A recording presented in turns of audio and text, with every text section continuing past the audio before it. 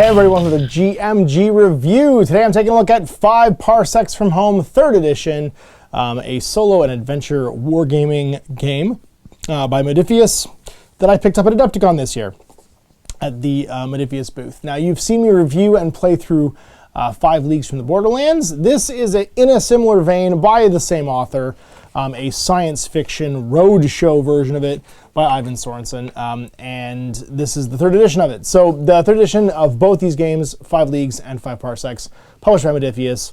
You can also get them digitally. I'll put a link in the review or the description of the video for you to check out.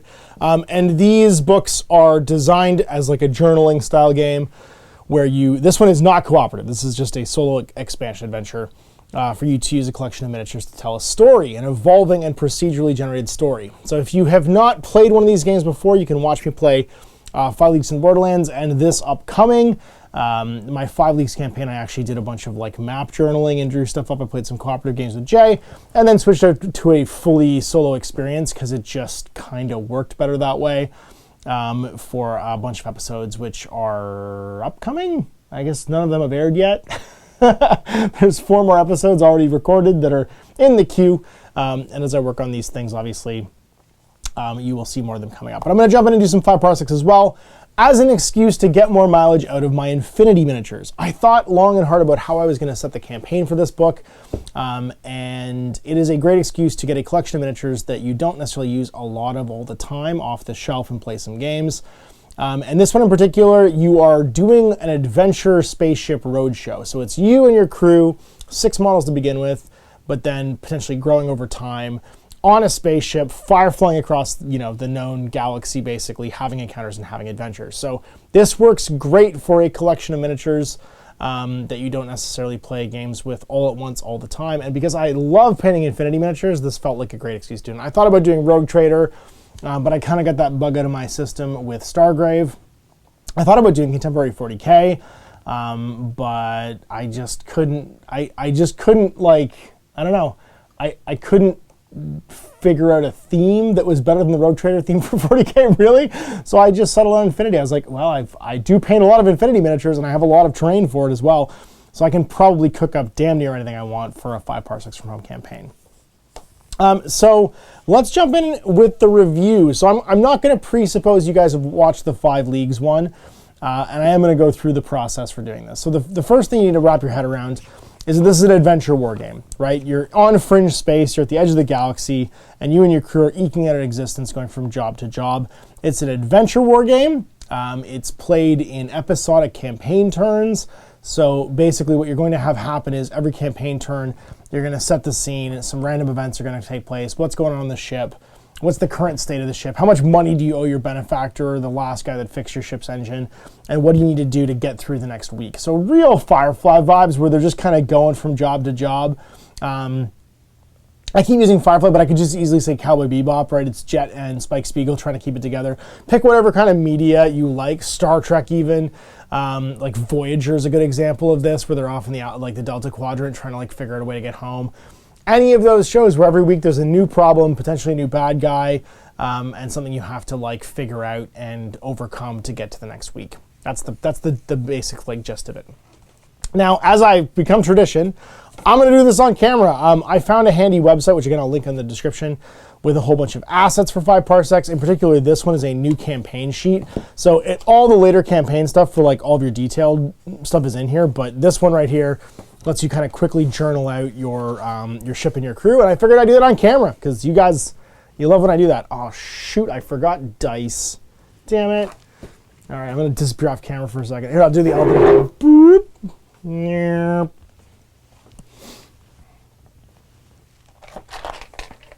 You can listen to me walk off camera and get dice. Real movie magic here. And I'll slide back in.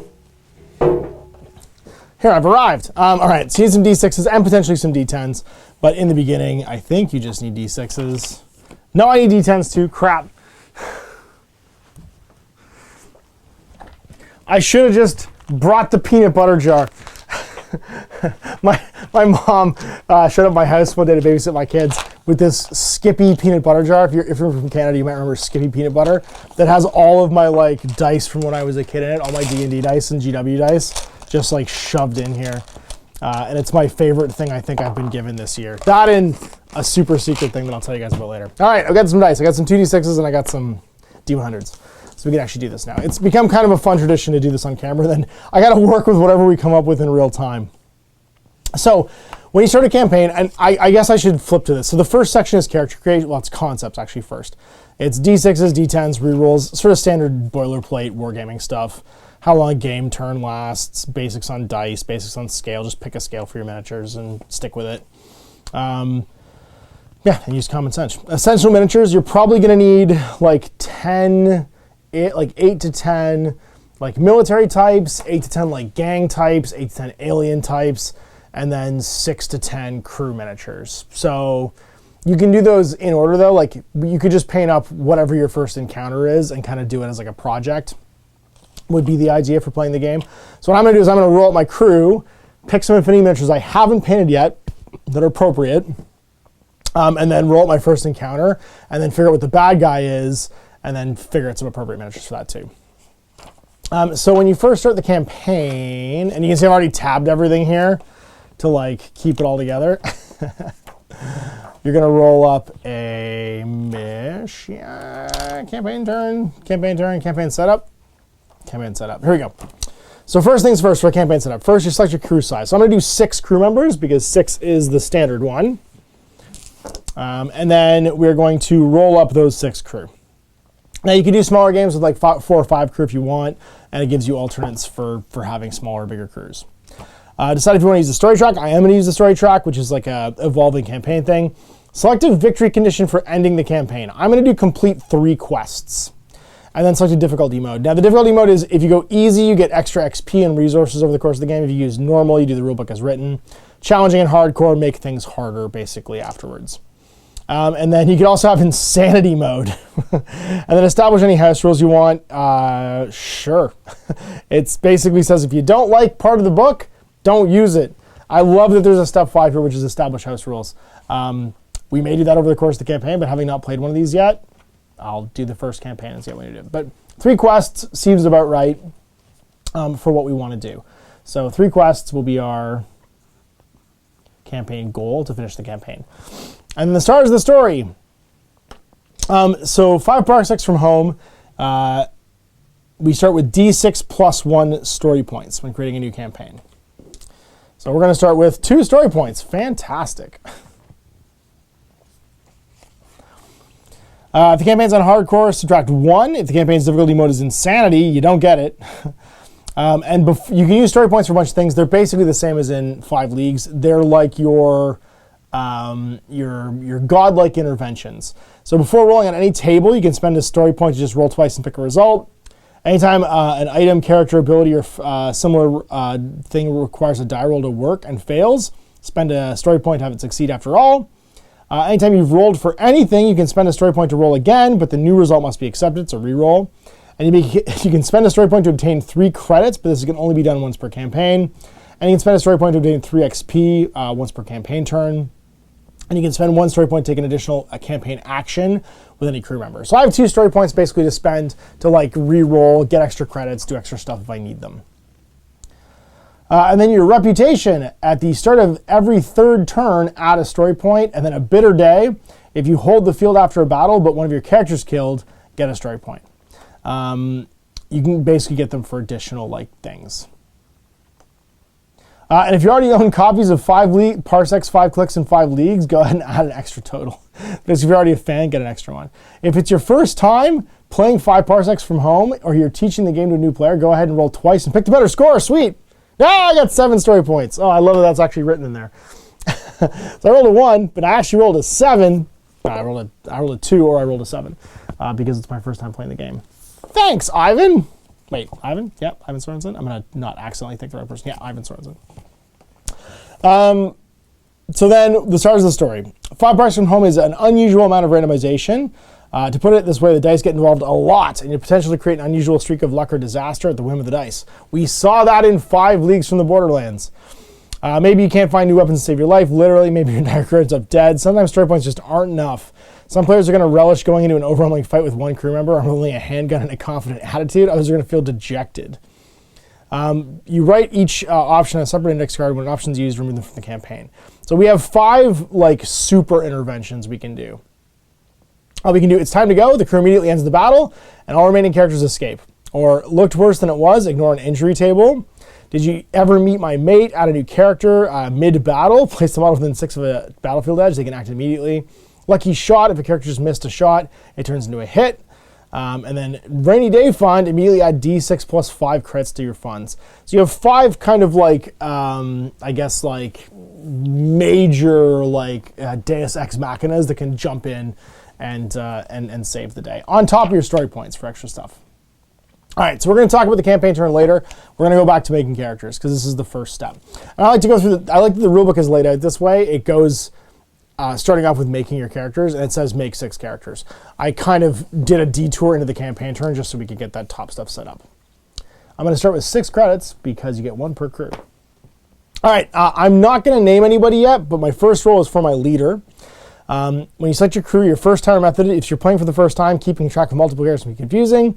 So start with 6 humans. No, I'm gonna do the standard method instead. I get 6 crew. 3 are always human. 2 can be human or primary alien, according to your choice, and 1 can be a human bot, according to your choice. So I'm gonna start with human, and we'll roll the random method. There's a miniature method, which is select the 6 models you like, and then still roll for specific advances and backgrounds.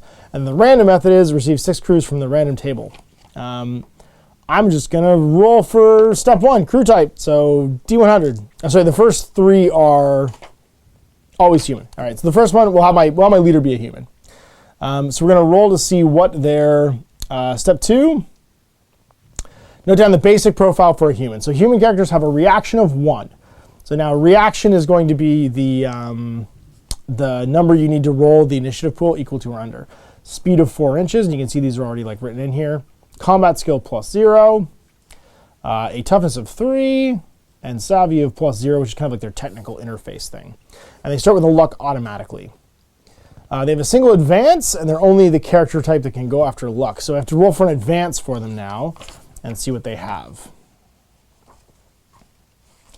I also have to roll for their background. So let's roll for their background on the background table. Where is this person from? 83.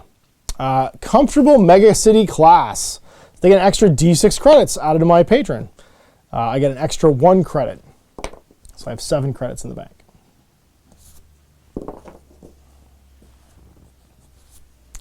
All right, so we have 7 credits. Then we have a comfortable mega city class.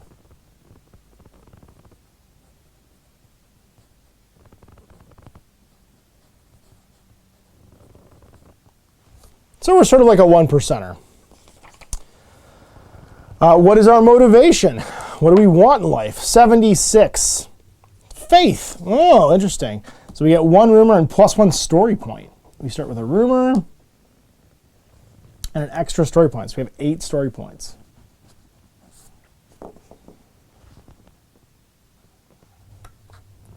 And 1 rumor. And our motivation is faith. Interesting. I have an idea for miniatures already. Then we have our class table. What class are we from? 35. We're primitive. Interesting. So primitive, we have +1 speed and +1 low-tech weapon. Now, in an infinity point of view, if I was like a comfortable Mega City class faith and primitive, that feels like I'm moving towards being Pan-Oceanian and being part of the military orders. Primitive weapon could be something like a sword. So I get +1 low-tech weapon to my starting weapon stash. And then my class table. Oh no, I was already primitive, never mind. That was my class table. And the equipment we roll as a pool later on. All right, so that was my first character. Second character, also human. And I got +1 to my, not my reaction, I got +1 to something. I got +1 to my speed. So my speed is 5. So they are fast.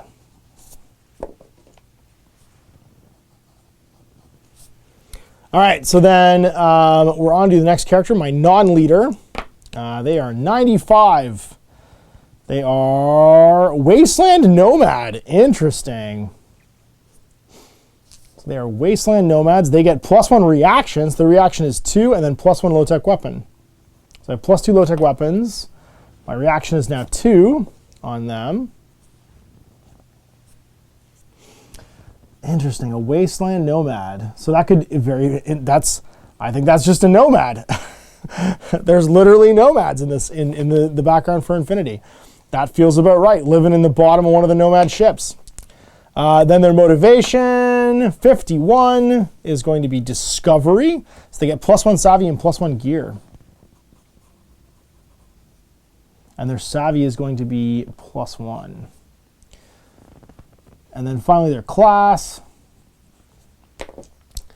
Come on, something high tech. 42, a negotiator. I get a patron and +1 story point.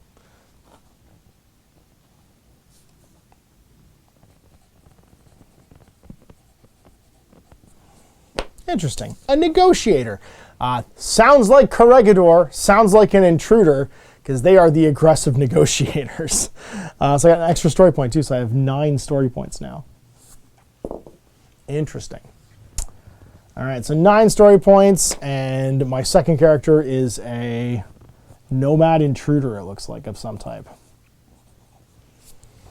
All right, next up, third human character, 95. Also a Wasteland Nomad, another nomad. Okay. So that gives me another +1 reaction. And we're +3 low-tech weapons.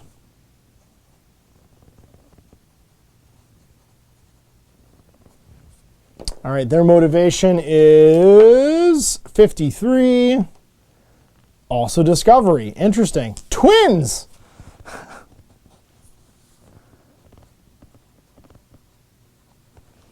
But their class table is 44. Also negotiator? How did that happen? Literal twins.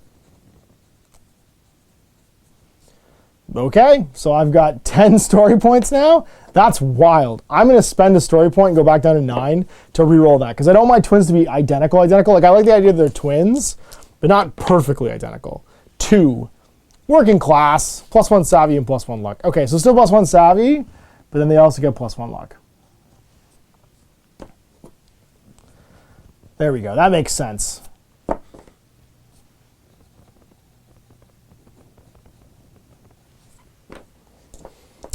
So there we go. So there's my next one. And working class doesn't give you any bonus equipment. Well, the negotiator negotiating on behalf of the working class, maybe. And now we're going to roll, because it's going to be fun to roll. And I feel like the rolls could... So we're going to roll for the character type. The rolls could give us a bunch of different cool things. So let's see what happens. So rolling, the next 3 are all rolled for. So crew type, step 1, rolling for 29, another baseline human. Their background is going to be 30. So 30 is a drifter. Ooh, I like that. A drifter. They get +1 gear. So I'm at +2 gear. Then their motivation is 98. Freedom. Oh, I like it. This has got some real desperado Ariadnan vibes. And then finally their character is 76, a troubleshooter. So +1 reaction and I'm at +4 low-tech weapons now. Getting real bounty hunter vibes off the troubleshooter. All right, so troubleshooter gives me +1 reaction, +1 low-tech weapons. Reaction 2. No combat people yet. And then rolling for our next character. Hopefully we get something weird in here and not just all humans. I mean, it could be all humans. 34, another human. Baseline human, their motivation or their background 89. 89 will be an industrial world, so +1 gear. Industrial world. I wonder how I could fit that into Infinity. But +1 gear, so I'm at +3 gear now. And then their motivation, 46. Technology, Interesting. That makes sense. A hacker, maybe? So they get +1 savvy and +1 gadget. And +1 savvy, so they're also +1 savvy. And then finally, their class is 69. Enforcer. Oh, +1 combat skill. And I get a patron. So I have 2 patrons.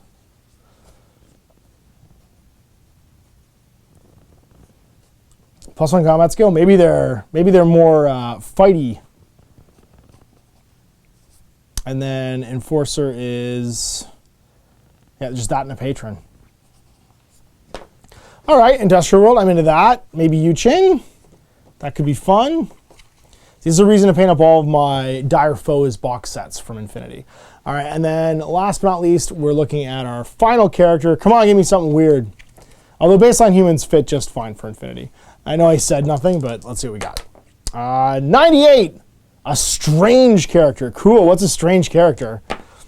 68 is a feeler. Oh, what's a feeler? A feeler is deconverted Unity agent, stalker, Hulk, genetic mutant, assault bot. A feeler. Some cultures have extremely strong emotional output. You're a baseline human, but roll twice in the motivation table and receive the benefits of both rolls. If the character ever ends up in a fight with another crew member, they have a mental breakdown and leave the crew and never return. They're emotionally suppressed. Oh, that's it. So that's it. I just basically, if I ever get in a fight, I leave. And I get 2 backgrounds. That's funny. So I'm just like I'm like a empath. I'm a whatchamacallit, a Bajoran from Star Trek. So the background table. 1 peaceful high-tech colony.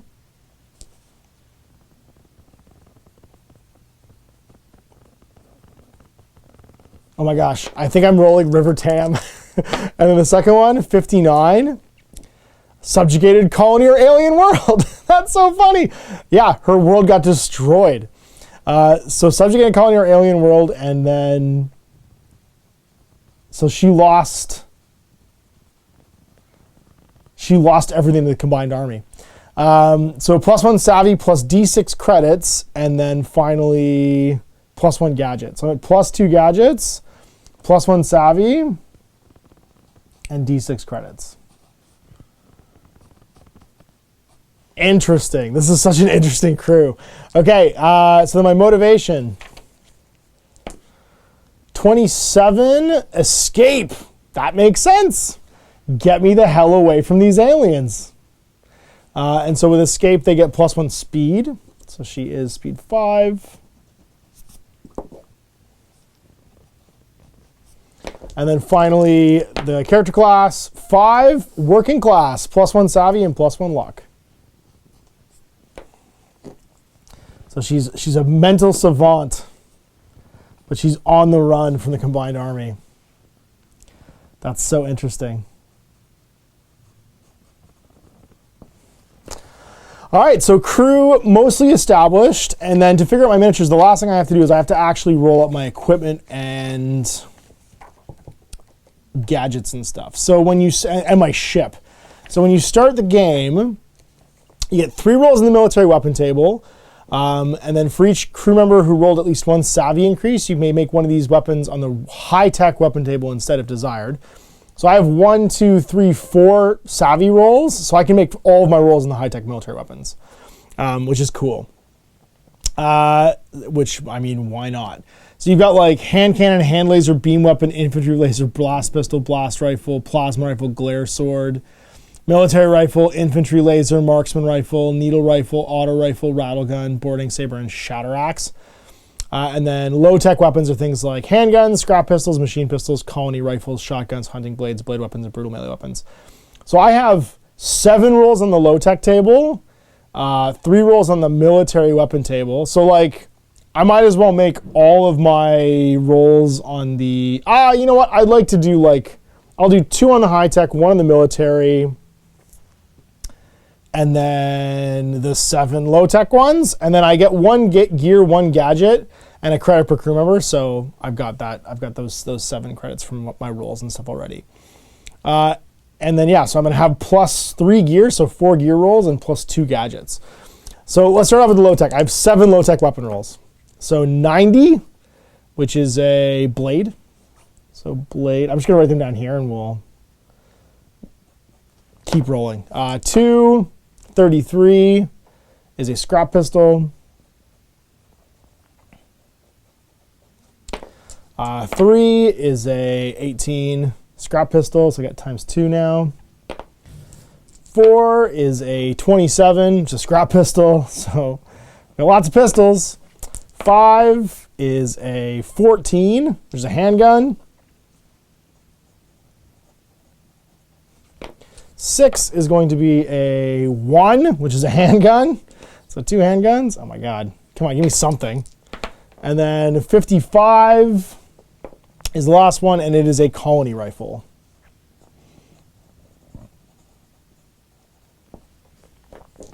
All right, so now I got military weapons. I'll make 2 rolls in the military weapon and 1 in the high-tech military weapons. The military weapon rolls, I got 1, 59. That's a needle rifle. 2, 86, a boarding saber.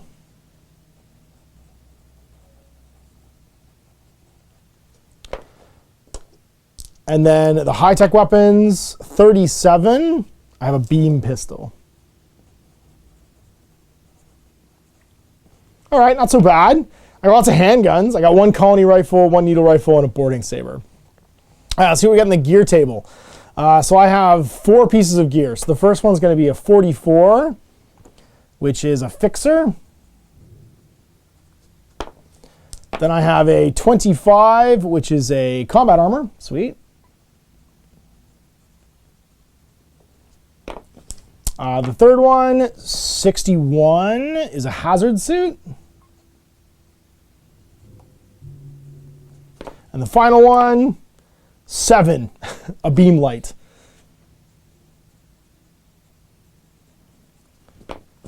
And then I've got +2 gadgets, so 3 gadgets. So the first one's 2, an AI companion. Interesting.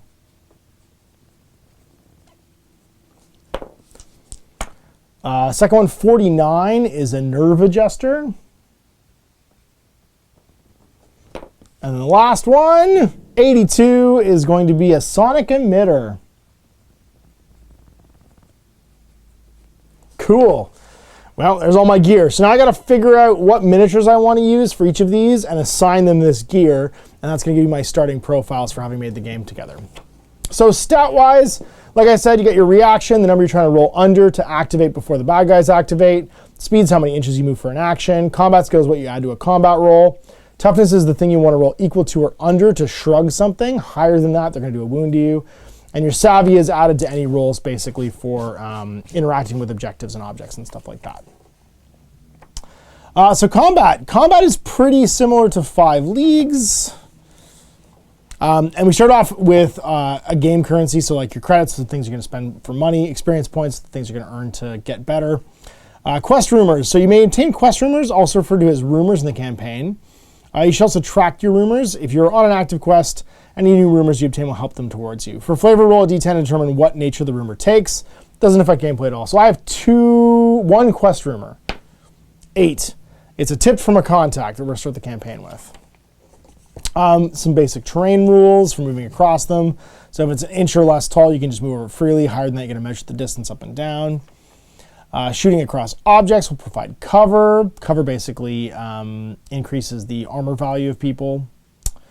And then actions. All right, so battle stages are combined into the movement and combat actions. You may forgo either of these, but you cannot perform them in reverse order. So you have to either do a movement action and a combat action in that order, or you can forgo one and just do the other.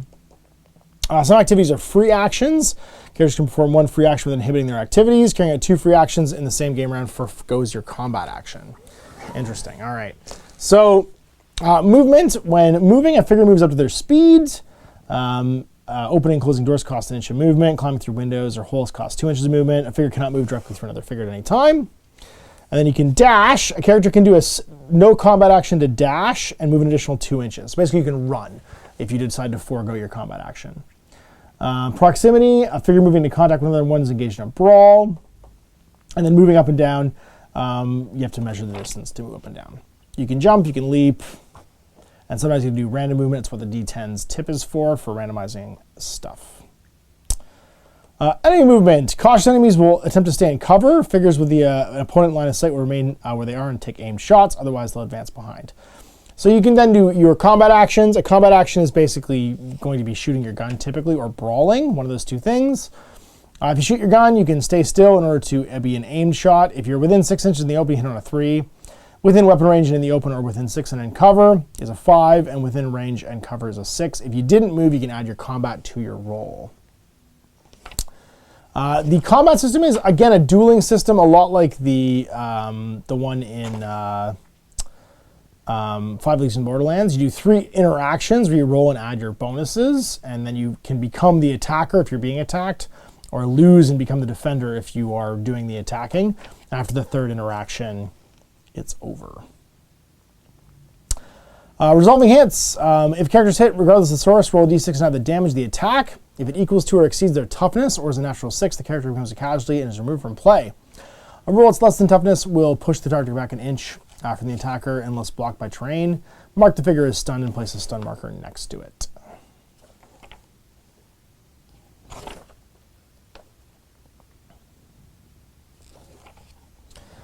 Some combats have a saving throw because of like defensive screens or armor.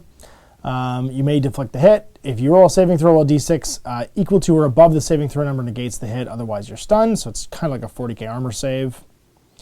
Bots, soulless, deconverted, and assault bot characters always have armor plating with a 6+ armor saving throw, a 5+ for assault bots. And this can be combined with regular suits of armor. A weapon with the piercing trait will negate a saving throw for armor. However, saving throws stemming from the screens are not affected by piercing. Luck. If a character with a luck point is removed as a casualty, they instead lose a point of luck. The characters immediately move d6 inches in a random direction. Is otherwise unharmed. All luck is regained automatically after each battle. So luck is super handy because basically if you die, you teleport somewhere else instead. Characters not stunned, they can aim their shots. Aim shots, pick up any ones to hit and roll them again. So you roll ones when you aim, and then panic fire. If you want to panic fire, you're limited to half your base range. Conduct all attacks as normal, but roll 2 additional shots. Attacks are resolved 1 at a time, with each one being directed at the closest available target at the moment. After the volley is completed, the weapons and identical weapons out of ammunition. So you panic fire, you run out of bullets afterwards. And then all your various weapon types have different bonuses, how many shots it makes, and how high its damage is. So like I rolled a scrap pistol. A scrap pistol is a 9-inch range. It gets 1 shot. It has a 0 damage modifier, and it's considered to be a pistol. It means it's +1 of your brawling rolls because you use it in melee. And then a basic pistol is... a handgun, not a basic pistol. I was looking for a pistol all of a sudden. Handgun is 12-inch range, same idea. So scrap pistols are just like a lower range handgun. A colony rifle like I have is an 18-inch range, 1 shot. No mods, just a standard gun. The needle rifle, however, is 18-inch range, 2 shots with the critical rule. A natural 6 to hit inflicts 2 hits instead of 1. And the colony rifle, or the boarding saber, sorry, is a brawl weapon. It's elegant. When brawling, the fighters can reroll the dice. Enemies will always reroll if they have a lower total than the opponent and can improve the result. And then beam pistol, which I have, is 10-inch range, 1 shot, 1 damage, pistol and critical. So 2 hits instead of 1. It can be used in brawls, or it gives you +1 to your brawling rolls, rather. Interesting. So I got lots of cool weapons. You get power claws and stuff too. You can get gun mods and gun sights. All kinds of different equipment things. So I found, as far as protection devices, I found combat armor, 5+ saving throw, and I found a hazard suit. That gives me, oh, it's not in armor. What does a hazard suit do? If the character takes a hit from an environmental hazard, they get a +1 armor save. That's cool. What does my beam light do? I have a beam light or the AI companion. When making salvage rolls, we can roll twice and pick the better score. Definitely giving that to the character that's on the run from the combined army. Maybe she was sepsitarized and she's like still shaking off the AI control. She's got the AI talking to her in her head. That's why she's going crazy. Cool. So now we got to roll for our starship. So our starship is an important part of the battle. It's basically our base. Each ship has a damage threshold, and if you lose it, it's bad. You can't travel. In the campaign, the ship generally exists in the background, though it can be affected by events. Ship-to-ship combat's outside the scope of the game rules, and you don't need to construct a ship model or anything like that. Unless your ship is upgraded, takes hull point damage, or is lost, it doesn't tend to influence gameplay too much.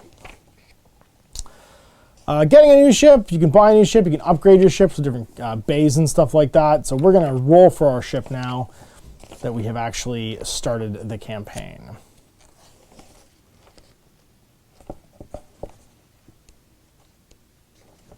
It's good to see what we have as far as the campaign turn. So when you roll for your campaign turn, there can be all kinds of things like events like war can be following you. You can have battles in the background, basically chasing out the star system and stuff like that, and so your ship becomes super important. I guess I don't actually have to roll for anything. I thought I had to roll for my ship to begin with, but I guess I don't. And then playing a battle. So your patron missions, if your patron asks you to do something, rival missions, if you develop a rival. What you're going to do is you're going to roll to see what kind of AI is attacking you. So like a rampaging AI, a tactical one, a beast, what kind of enemy is. And you get tons of tables of different enemy types like psychos, gangs, gene renegades, outlaws, skulkers, aliens, hard muscles, mercenaries, assassins, tech zealots. And these will be the force that you're basically fighting that campaign mission. Generate the battle in the battlefield, and then do the battle round. So the battle round, this is the actual game system. You have the reaction roll, so you roll dice for every model in your warband. Any that are equal to or under than someone's reaction can be assigned to them. They then go as quick actions. Then all the enemy actions go. Anybody who didn't manage to roll equal to or under, and you don't roll individually, you assign them. So anybody who didn't get a dice that is equal to or under than the reaction is doing a slow action instead, and then the end phase. So rolling the initiative, the reaction roll basically sets who's going first, then the bad guys go, then it goes last. There's a bit of tension in that mechanic, which is kind of cool. You try and either wipe everybody out or complete your objective, and then you can run away if you want to, and then you end the game. There's a full post-game system as well. So resolve your rival status. If you fought an opponent that isn't a rival and held the field, roll a d6 on a 1. That type of opponent you just fought becomes your rival and should be noted on this planet. Basically, you have somebody who doesn't like you now there. Resolve your patron status. If you succeed in a patron mission, you can add the patron to your list of contacts on this planet unless the job was a one-time contract. So like you can have somebody who likes you. Determine your quest progress. So basically, for every quest mission you complete, you roll a d6. If you attain any quest rumors, add 1 to the rumor. If you did not win the battle, the roll is immediately modified by model -2. On a modified score of 3 or less, this place was a dead end, the quest continues. On a 4, 5, or 6, get another quest rumor. On a 7 or higher, you're at the conclusion of your quest. Next time you pursue a quest mission, it'll be the finale. This will be a straight up fight, and you add +1 to the number of opponents you face, and they'll be fearless. So basically, every time you play a game, it builds up to the final mission, and the more quest rumors you have, the more likely you are to complete the quest when you finally face them down. And then you roll for your finds. You get all kinds of loot and fun stuff. News of the world comes through. Find cool weapons. And then this is the story track, which we're going to get to when we actually start the campaign, but basically develops the story for your missions. Rules for like booby traps, cool neutral characters, paper standees in case you want to just print off and play. Crew sheets, although I found some cool ones online. They're a bit bigger, so I'm not going to photocopy these. I'll use the big ones instead. Quick reference. And that's it. So there you go, 5 parsecs from home. Once again, you're going to get more probably from watching me do the journaling and table rolling and playing the games. But doing the character setup, I think, is the first step of all these missions. And the surprise of what could happen is the general fun of these style campaign games. I'm enjoying them.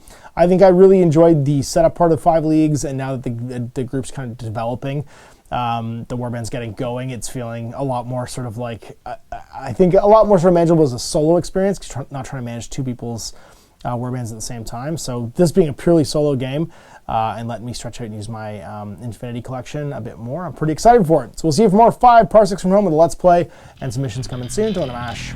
Have a good day. Hey there, I hope you enjoyed that video. There are tons of other games already recorded for you to watch. Click over to my channel page if you haven't already, and have a look through the dozens of playlists full of videos. I guarantee you'll discover a game you haven't seen played before. I put out new videos 7 days a week, and every day is themed to a different genre as I continue to explore the wider world of gaming. Of course, none of that's possible without you, the viewer, so click a like and subscribe if you'd like to stay on top of what's happening here daily. My 2 kids and I are massively grateful to be able to have the flexibility of this job so I can always maximize my time with them. If you want to support me continuing to put out this content, it's only possible because of my amazing backers on Patreon who support the studio, equipment, and model cost, as well as being how I make the bulk of my living. You can also help out by buying a t-shirt through Spreadshirt, a measuring gauge or widget from Death Ray Designs, or buying one of my games and supplements like Last Days, Gamma Wolves, and Blaster. As a way of showing my appreciation, patrons get early access to new games and supplements that I write throughout the course of the year. Huge thanks for watching, it really does help out, and happy gaming.